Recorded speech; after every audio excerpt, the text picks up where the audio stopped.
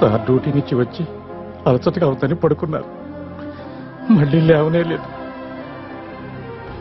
నా బంధంతా పెద్దోడి గురించే. వాళ్ళ అమ్మలాగే ఒట్టి అమాయకుడు ఎలా బతుకుతాడో ఏంటో.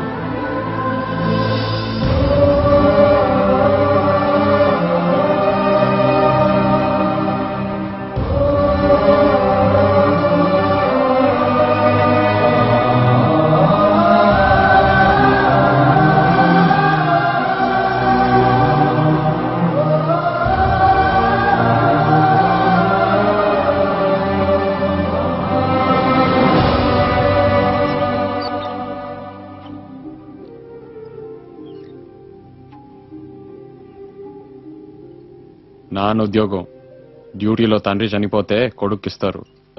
అయితే నువ్వు చెయ్యి. ఆయన అడుగు, నాకు ఇప్పిస్తానంటే నేను రెడీ. తమ్ముడికి ఎవరు బాబు? తన మీద 4 కేసులున్నాయి.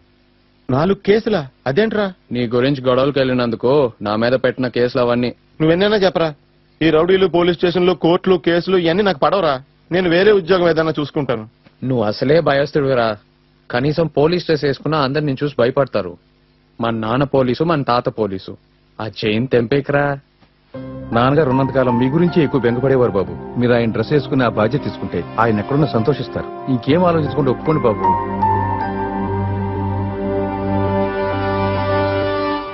ఓకే ఓకే ఓకే ఓకే అన్నయ్య ఒప్పుకున్నట్టే. అది కాదురా నేను చెప్పాను. మూర్తి గారు, మీరు వెళ్ళి మిగతా ఏర్పాట్లన్నీ చూసుకోండి, నేను ఇల్లు షిఫ్టింగ్ పనులు చూసుకుంటా. అలాగే బాబు.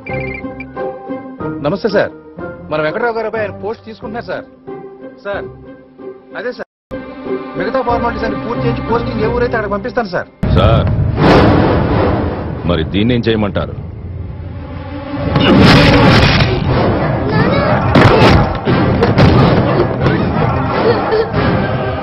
నన్ను ఇక్కడికి రావద్దంటాడు రా.